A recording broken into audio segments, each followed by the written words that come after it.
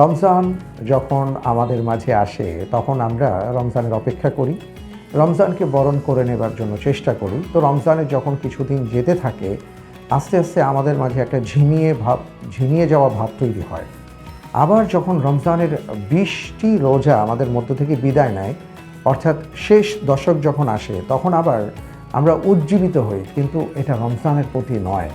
তখন আমাদের ভেতরে একটা কাজ করে, সেটা হলো সামনে তো ঈদ নিয়ে আমাকে ব্যস্ত হতে হবে এবং ঈদের কেনাকাটা, ঈদ কীভাবে উদযাপন করব, ঈদের চিন্তা ভাবনাগুলো আমাদেরকে চারপাশ থেকে ঘিরে ধরে। ফলে রমজানের যে মাহাত্ম্য, মর্যাদা, এটা অনেকের কাছেই অনেকভাবে ফিকে হতে শুরু করে। ওমর বিন খাত্তাব রাদিয়াল্লাহু তাআলা আনহু তিনি বলেছেন যে আসলে ওই ব্যক্তির জন্য ঈদ না যে নতুন জামা কাপড় পরিধান করলো, বরং তার জন্য ওয়াঈদ অপেক্ষা করছে। ওয়াঈদ মানে হলো অভিশাপ।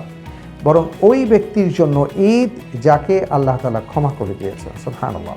আমাদের আত্মীয় স্বজন, আমাদের পরিবারে আমাদের যে সকল আপনজনেরা আছেন তাদের জন্য আপনার কেনাকাটা করতে হবে, তাদেরকে আপনার গিফট করতে হবে, সবই ঠিক আছে, কিন্তু সেটা যেন আমাদের সীমার মধ্যে থাকে। কারণ আমরা এমন অনেকটা দেখি যে রোজা রেখে এমনভাবে তিনি শপিং শুরু করেছেন, পরবর্তীতে ওনার রোজা ভাঙতে হয়। এই শপিংয়ের কোনো মূল্য আল্লাহ রাব্বুল আলামিনের কাছে নেই। Jugantor super fresh drinking water রমজানের আলোর সম্পূর্ণ পর্ব দেখুন যুগান্তর ডিজিটালে।